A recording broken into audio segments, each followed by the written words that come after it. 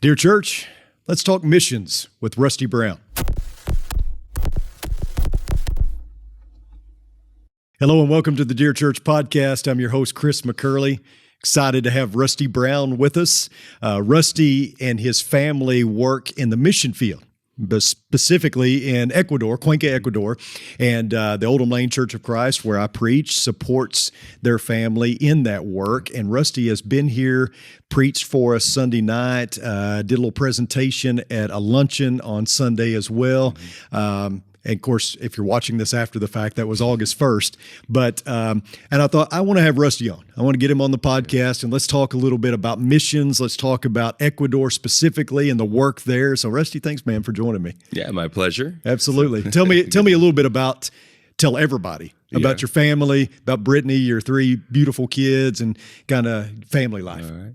Well, family life, I guess, is particularly in Ecuador, or just in general, just how in we general. met, or yeah, just I know you guys are Harding grads, So. Yeah, my parents had gone out to Colorado to start a congregation in Highlands Ranch, and Brittany and I met because her congregation invited our congregation to do a New Year's potluck and worship and all this together, and we took notice of each other, and at the same time, her sister was making sure that something was going to happen there. But when she was still in high school, I was at Harding, and so I was like, well, I can't take this too seriously just yet. It just seems we're too far apart and all this. Right. But she ended up coming to Harding, and first day they had her, Harding always celebrates the different states and countries and everything available. Sure. And they had her carrying the Colorado flag. And I go, hey, look, I told my room, I was like, that's the girl I was talking to you about, man. And then all of a sudden words of my brother came back. That was, if you find a good girl at Harding, get her quick. They don't stay on the market. Yeah. So I was like, I gotta call. You gotta move fast. Yeah, and I didn't have her number or anything like that. So I think for her it's a little bit creepy, but I went and looked up on the, at the time you could just go find, look up anybody and find their on campus number. But I called her up and asked her to go have a coffee with me and my friends, and she absolutely hates coffee, but she came anyway. So I think it was history after that. Yeah. But we dated, my senior year was her freshman year. And so we had 1 year together, 3 years apart. And I was working in Denver, went and helped start a congregation in Knoxville, and then got married back in Denver with family, went to China for 2 years, and then back to Knoxville again. and since then, I've had 3 kids and now 6 years in Ecuador, and we're loving it. Love your kids, especially. So you have Peyton, who's the oldest, a boy who is how old? He's 8. He's 8. So Lydia is in the middle, is 6. And then Logan is youngest, he's 4. And Lydia and I have always had a connection. Mm-hmm. She was talking my ear off the other night, and I certainly was fine with that. Talk a little bit about raising a family in South America, Ecuador specifically. What is it like versus America? Kind of what are some of the cultural challenges? You might even tell us a little bit about the dynamics of Ecuador, climate, geography, all that kind of stuff for those who don't know. Yeah, sure. And oddly, I might actually have to come at it from reverse, because I myself was raised on the mission field. Yeah, I think we probably need to say that too. You were raised most of your life in Venezuela. Right. Yeah. My parents were missionaries in Caracas for 18, almost 19 years. Wow. And so I was born in Caracas, and spent 12 years solidly there, and so for me, definitely I had a different experience growing up as well. But then I did have my high school years in the U.S., and so it's kind of a mixed batch, and a lot of the differences between raising them here and raising them there, I actually see through the eyes of my wife. And she'll notice it. But even she, on this trip, started realizing all the things that our kids didn't know about being American. Like, and according to them, being in school, all their friends would remind them regularly that, you are American, Right. And so they're made to feel that, they're not fully Ecuadorian, but then, something that we all went through as well is, living there, you feel American. Coming here, you realize you're not. You're not exactly American. Right. Yeah. And so there's these. You don't have a home, really.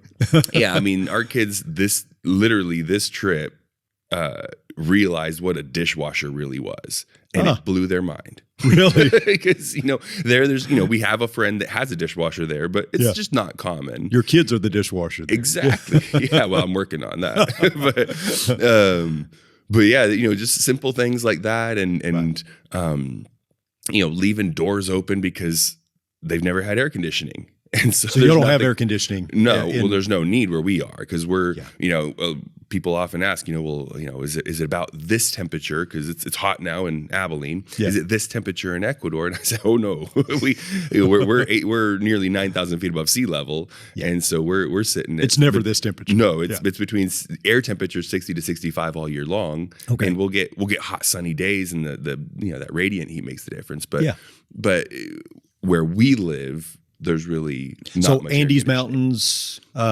Is it tropical rainforest kind of below you? Where in relation geography, where are you guys at as far as people probably can get out a map and look at see where Ecuador is, but in Ecuador itself, kind of the Cuenca, where exactly is that located? In Cuenca, it's pretty lush. Of course, we're kind of on the western side where it's a little more lush. On the eastern side is almost starts looking like Southern California. Oh, so it changes over a small space. The everything changes quite a bit, right? And so many of the people who like to retire in Cuenca actually end up living on that eastern side because they want to be a little bit warmer, Right. Whereas we like being a little.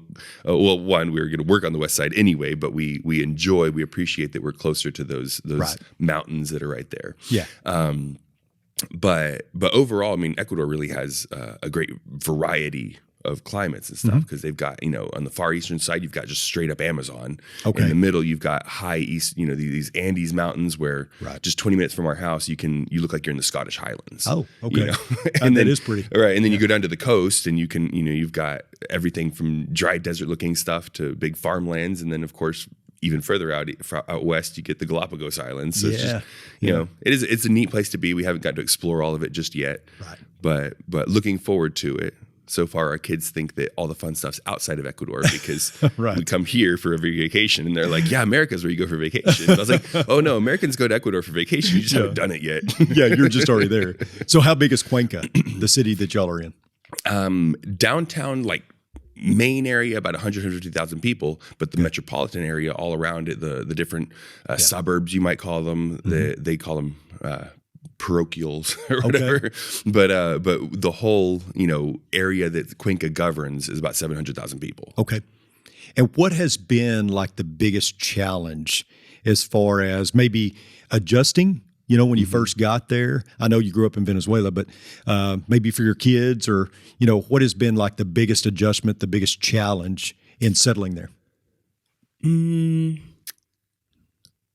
I'd have to say, well, I feel a lot of the adjustments we might have had to have made were done having lived in China. Oh, yes. For my wife, at least, she's like, oh man, after China, Ecuador's easy. So you guys lived in China. Right. I keep skipping ahead. Not a problem. It really is a great a part of this story that we need to tell. So you've been a part of mission work even in the United States in planting churches, but also you went to China for 2 years. Yes. And so that really set you up well for Ecuador. Maybe you appreciate Ecuador a little more. Is that what you're saying? Absolutely. Well, we definitely appreciated China to a great degree. At the same time, my wife kind of wanted to get out before the 3rd year because it seemed that's when everyone really got their heavy culture shock. She's like, I'd like to leave with good memories. Right. And at the same time, the people we taught were doing well. The school was kind of looking to change locations. So it just seemed like a decent time to move on. And we had the church in Knoxville, asking us to come back. And so, but yeah, there definitely were a lot more cultural differences in China. And so getting to Ecuador felt a lot better. But then sometimes in those situations, you have the culture shock can sneak up on you a little more. I mean, it always kind of does because you get to somewhere and you don't usually go to somewhere you hate. You go to somewhere you love. Sure. And then you expect that you're going to love everything about it. And then when these things sneak up that you just don't see coming, it'll hit you. It'll surprise you. It'll bother you. Why are they ruining this place for me? It's their place. Exactly. And so there's definitely cultural differences. And something that surprised me or caught me off guard is that being in the mountains of Cuenca, the more Andes area, there's certain cultural differences amongst them that I would have identified more with an Asian culture than what I would consider a Latin culture. Really? Because most of my experience in Latin American countries had been what you might call some of the more coastal cultures. Okay. Most of Venezuela, even if you're inland, has a very what you might call coastal culture. It's Right. that for Americans, maybe the difference between the Colorado or Colorado folk and the California folk, or or Appalachian people and Southern, northern. Yeah. You get coastal versus mountain, and there's certain cultural differences there, and the way it manifests itself amongst those in the Andes regions, it didn't feel Latin to me, and it caught me a bit off guard. I'm like, I wasn't expecting this, and but thankfully, I'd had some experience with these different mentalities and the different ways to approach life and situations and difficulties, and so it did take some adjusting to come at things both from the perspectives I understood and the perspectives I'm trying to understand through their eyes, and try and find the best solution in many of these situations, giving suggestions that are for them outside the box, but for me inside the box, and at the same time thinking outside my box into what would possibly be their boxes. Sure. But all of it, I feel, is a good practice. And do you feel like Brittany has, because I know you growing up in Venezuela, probably the adjustment was a little less, but do you feel like that y'all are settled, that, you're a part of the Ecuadorian culture and almost native now? Or do you just always feel like you're an American transplanted to Ecuador? I think I haven't really had that conversation with her lately, but I do feel that, because even when we first got there, and like I said, it could have been the pre-culture shock thing, but she, as far as I can tell, never really had any big culture shock. Yeah. She was just kind of rolling with the punches and doing really well, and just little things would come up every now and then. Sure. But yeah, for me, from the moment I got there, a lot about it felt like home. Yeah. And then as things would come up that would make me feel maybe out of place for a little bit, and until I could get adjusted or fully understand it. Sure. She's had similar situations. Obviously for her, the language barrier is still a bit. She'd studied in high school, but never really, it wasn't like this whole, I'm going to go live in Latin America and I'm going to be fluent before I get there. Right. That wasn't a thing. And so is she now? And now fluent, I don't know, but she can defend herself, as they would say. That's a saying down there is, well, she defends herself. So she easily gets out and about, makes all of her purchases, and she can carry on a conversation. But as she would say, she tops out about 45 minutes, and then her brain's shot. Yeah, she just can't carry on any longer. and then even then, there's so many. We don't realize the ways in which we can express ourselves. Yeah. And the sayings that help us to do so. And when you're studying, you're kind of studying linearly. Yeah. And you're getting one way to say something. But there's lingo, there's slang. Right. So catching the way they say so many different ways, and the richness of a language ends up becoming an obstacle for her. Yeah. But she's done very well in getting to understand all of it and coming along. But from what she's saying she loves the trip here, but she's like, I'm already kind of missing going back. Well, good. That's a good She'd like sign. to go back. Yeah, so that's a good sign. It definitely, and the kids love being here, but then they love getting back as well. So thankfully it's all gone very smoothly, it's adjusted very nicely well. for us. Good. Yeah. So let's talk about the work in Ecuador. So when you first moved there, I'm sure you did some research and all that.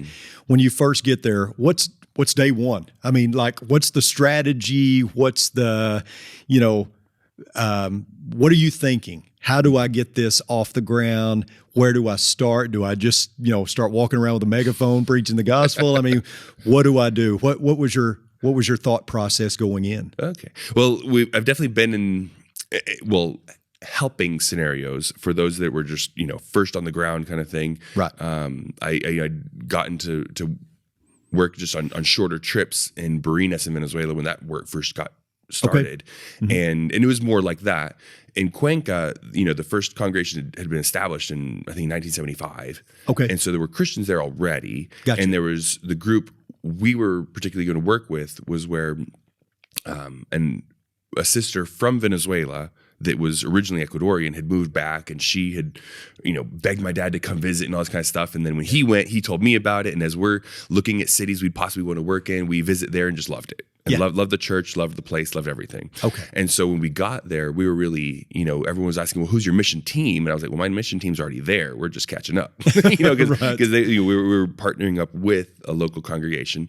So it was a bit different in that respect, that we weren't just necessarily breaking the new ground as much as we were coming to got to build up what was already there. Right. And what I had been made aware of both, in my first visit and getting to know it was that I could see there was a lot of potential in the city, but there seemed to just be stagnating. Yeah. And they were working hard, but we weren't working together. Yeah. And there was territorial issues over congregations and things like that I hadn't experienced in Caracas. So there was more than one congregation there when you got there. There were two congregations, one that was kind of a little more central, and the other one that had gone to the very center of the city to start, and then got to purchase the property way on the outside. Okay. That now is finally becoming part of the city. Yeah. And so it was, a different dynamic.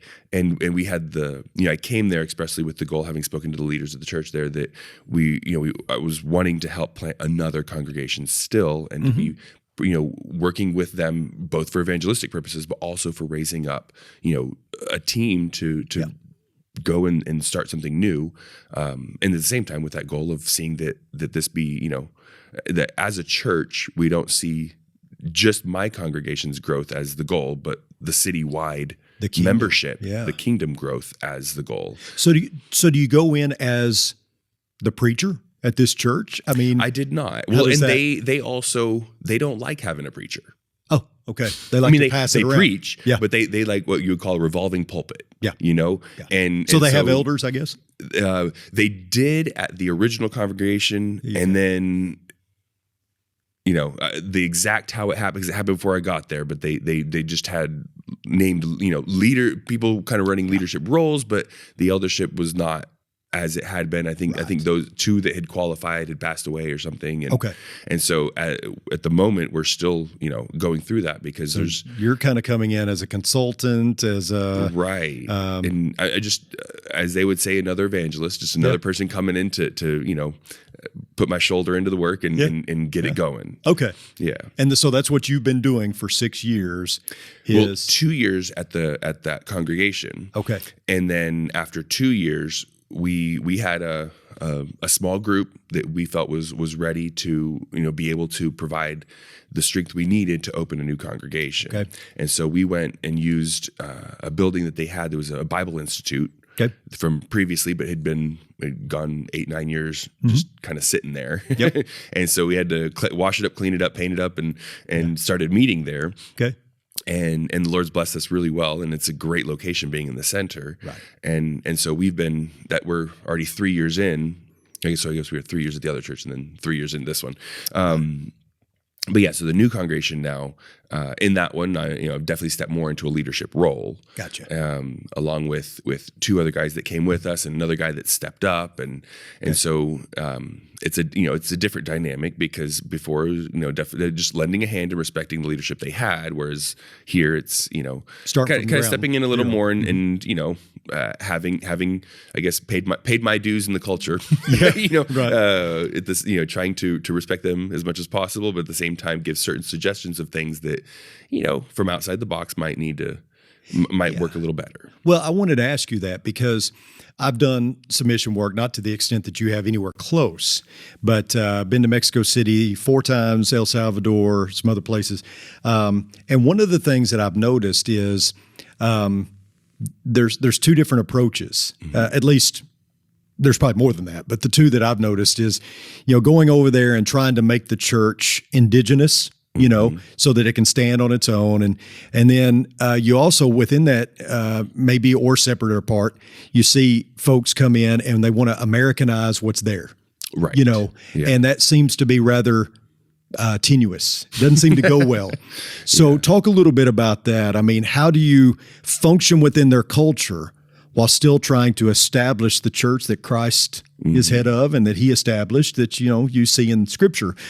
Because I figure you can kind of get pretty, you can kind of lose your influence, I guess, if you come in there and just try to say, no, you're doing it all wrong, do it like an American does. Right. Yeah, for sure. There's, and that's something, I think it's a constant thing you have to ask yourself, because for me, I would definitely have, I'm not going to, there's no way to deny I would have an American influence for sure. Sure. But at the same time, the church in Venezuela definitely had different expectations than it did in the U.S. And so I have both the Venezuelan one and the American one, and then the Ecuadorian influences expectations are oftentimes different from both of those. Sure. And so sometimes you have to stop for a second and go, okay, so I've had this affirmed in two different cultures, and yet not in this one. And is this something that's of Christ, or is this something that's of man?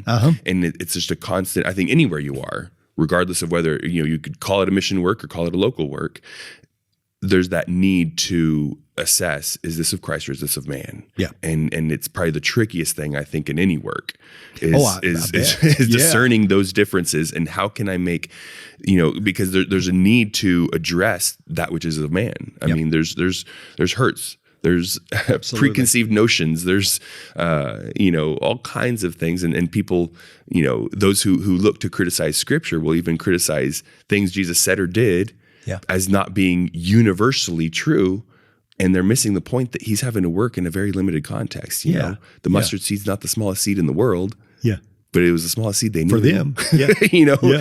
And so there's these issues of you have to work within the context, absolutely, but you have to very clearly have understood the goals that God has for us, where God wants His church to go, and so. In dealing with that, there's all these trip ups. And I was going to ask, do you have a specific example where you kind of had a bit of butting of heads, or where you kind of had to address something that was more of man and not of Christ, where you had to come in and maybe it caused a little bit of consternation or anything like that? Well, probably my favorite example actually wasn't mine, so I don't know if I should use that one or not. No, go ahead. But I was made aware there was another congregation there that,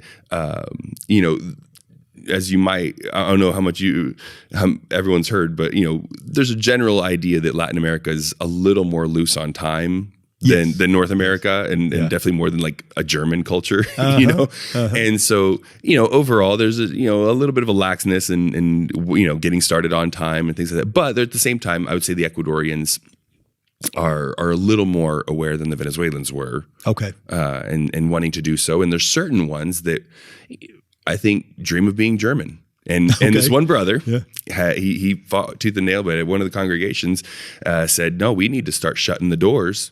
When, like I think it was 5 minutes after worship started, just shut the doors, and those who come can't come. Yeah. And there were people showed up with visitors and were turned away. Oh, wow. and so, you can say, okay, well, this is a cultural thing, and maybe the culture needs to change, and we need to be punctual and all this. But I got, my first thing that came to mind when I heard that was thinking of Paul's, and he was talking about a different topic, but he's talking about speaking in tongues. And well, what if someone comes in off the street? Yeah. Well, you don't have to worry about that. The door was locked, not a problem. Right. And so, you would think that's an issue that the Bible didn't talk about, but, there's scriptures that, it might be somewhat indirectly, but there's still that expectation or that understanding that someone might wander in and that door is going to be open. Yes. Always. We're not, it's not for this, we need to, sterilize our worship service and shut those doors, or make it more American, right? Yeah. And for him, I don't know if he would have thought of it as American or not, but he thought of it as this is part of the respect we need for God, which is a very good concern. Yeah. We need to approach God with the holiness. And one of the brothers down there recently gave a great lesson on all the attempts to get the Ark of the Covenant into Jerusalem, the failed attempts, and then when it finally got there, and no one died, David's just full of joy, and so entering the presence of the Lord is not something we do lightheartedly. No. We need to have a great respect But at the same time, as in trying to approach it with great respect, am I approaching it with the respect that God has, with the respect that man has? Yes. And I feel that this is where, one of the brothers did kind of step in the wrong direction when God was expecting, no, be ready to receive. Do you feel like you have their respect to approach those situations? Maybe because you are an outsider, or maybe that you had to earn it even more because you were an outsider? Did it help that you grew up in Venezuela so that you knew the language and were fluent and all that? Venezuela, less so. Okay. Having any kind of an American influence, more so, to where I feel like I actually had to possibly be a little more careful or restrained in the way I would say things, because there were times, I want them to push back. Right. Because there's things, I understand there's things I'm not thinking about. There's things I'm not considering. And I want them to feel completely free in pushing back on something. And let's have that conversation. Right. And too often, I found myself in the situation, well, he's the American, he's a missionary. He's, and they weren't going to push back. And I'm like, no, I'm not.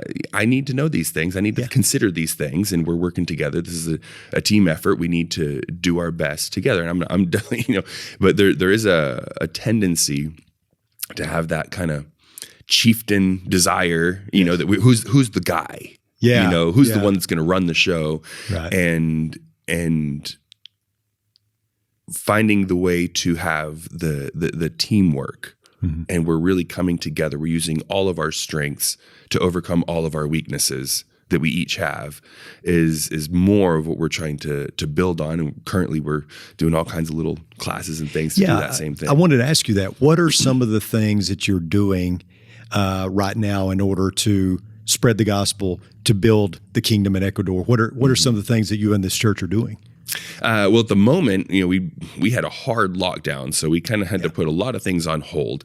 And based on what we, at the moment, our worships are still restricted percentage-wise for the building. And of course, our building, we never got a hard number on what they would consider those percentages to be. So we're just having to do our best and hope that no one gets mad at us. Yeah. And so, but with other events, a lot of it is very much, it's still following through with those that we know from the church, but also we wanted to have those events that break beyond those that we currently know, family members and friends and things like that, and coworkers, and just have, those getting fresh blood, as you might say. And so a lot of that is, we had a young man that was we've been helping go to the preaching school at Quito. Yeah. And he came to an internship, and, together with the youth of the church, kind of, as much as you could in these times, did a VBS and soccer school for community kids, and, got a free space at one of the city parks that had a soccer field he could use, and teaching up the kids, and at the same time getting the parents to register them in and give them permission, and then following up with the parents as well, and having Bible verses for them to learn and memorize. And then at church this past Sunday, they had a special thing that was just for after service, for the kids and everything else, that the parents would come and see their kids appreciated. Yeah, that's neat. And everyone loves that. Everyone loves to see a church that appreciates their children and the youth and the family, and for sure. And so many smaller events like that kind of improvised going on each one, but at the same time, when it comes to the church, that everyone's really wanting some retreats right now. We've done a few lock-ins, and we planned some retreats and had to push them back because of COVID shutdowns and things like that. But everyone's itching for some retreats, and they want to get out to some campground for a Friday night, Saturday. And, like everybody here is too. Right. And so we're just, looking for excuses to do that, but at the same time with the need of both, bringing in outsiders, and then also encouraging those within the church, getting us ready to fully embrace those that come in, and all the opportunities that God puts at our door, not let them slip through the cracks. How has COVID affected the church there? Is it much like here? I mean, what did y'all do as an adjustment during COVID and everything? Because I can imagine that's a scary time for someone like yourself, saying, is all this going to fall apart? We've worked so hard here. I mean, are we going to lose it all? Because I know y'all had even stricter lockdowns in a lot of places here in the United States. So what did y'all do during COVID, and are y'all coming back? Do you feel like you're getting there? The first few weeks, we weren't sure, is this going to be weeks or is this going to be months? Is it going to be, because it's 15 days, right? We had the same thing, 15 days to slow the spread. And it turned out to be a whole lot more. Yeah. And so, it being just 15 days, I started, my encouragement was, let's make this, I'd seen a need for more personal responsibility within the household. Yeah. A lot of people who came to church and were just expecting the church to do the work. Okay. Yeah. So first few weeks, there were a lot of ideas thrown out there, and the one that I pushed, and I think they sort of weren't wanting to push back. It was one of those issues. But I said, this is something I think we should try for a bit. And long term, I don't think it'll work, but it was decent for a few weeks. Yeah. Is to give them material and stuff to do at home as a family. Okay. Have the men step up in church and in family, as a family church kind of thing. Giving the Lord's Supper, giving a Bible study of some sort with, simple verses. And then I also started recording and putting on YouTube a few lessons they could also watch at home for encouragement if they're, wanting a little something more. And, it's the same idea, giving them homework to do with it kind of thing. Right. Let's make this a family thing. And you guys are, really leading your household. But as it seemed, as it became evident that this was going to be a longer thing, and people were going to need more connection to the body, right? We did, we started doing Zoom, as everyone else had done Zoom. Later on, more recently, we've also been publishing to Facebook Live because we noticed that I had discussed that the options and the problems, everything with other leaders, in the other congregations in town. Sure. And it seemed like we were all on the same page, but then, I was thinking possibly that we were going to be behind the curve by the time we started meeting in person, or by the time, the things we were doing.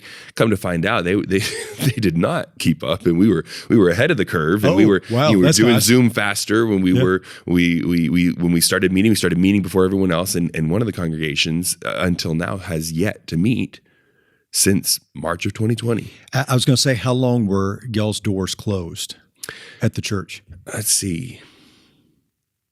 We're looking from, end of March. So April, May. I wanted to say 4 or 5 months. And completely closed. And y'all were locked down even at home. Like, for what I understand, you couldn't even leave the house, right? No. We were allowed to be out. I believe it was from 10 a.m. to 2 p.m. and that was it. Okay, so that's when you went to grocery shopping and all that kind of stuff. And everybody had to get the grocery shopping done in those few hours. Yeah. Any work they're going to do it in those hours. A few things, and if you need to be out at different times, thankfully through friends and members of the church, I was able to get a permit to be out past hours to go deliver food baskets and stuff. As one of the, essentially being called an essential worker. Yeah, but that's scary, right? I mean, you're thinking, when is this going to end? And I'm basically trapped in my own home.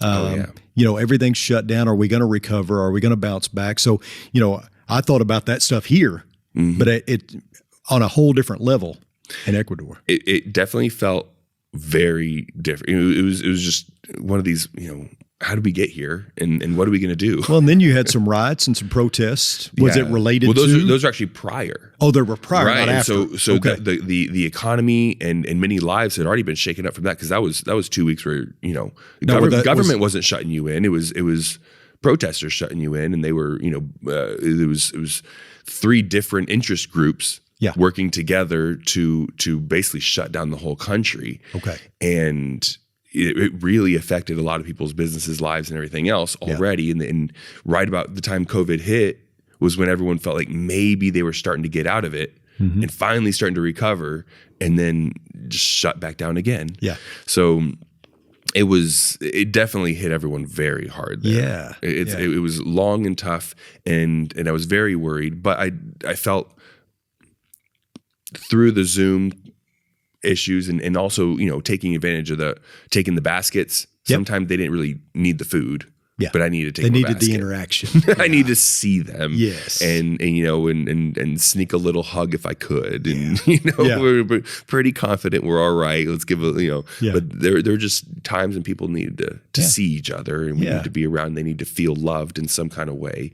I mean, for the most part, everyone needed those baskets. Oh, I absolutely bet. But Yeah. there were situations in which might not have been as dire, the food aspect of it, as much as the just getting a reminder that people out there love me, and I'm not alone in this.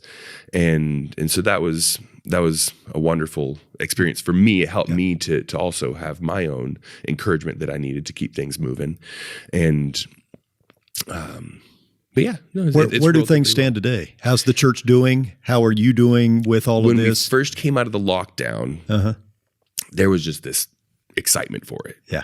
I mean, and we were worried because we're going to get shut down because people are just piling, and Right. and we're still social distancing. We weren't at numbers we had, pre-pandemic numbers, but there was definitely this eagerness to get in, and we were pushing boundaries, and Yeah. we had to open up another room in the back to get some space and things like that. But then they shut us down again. Okay.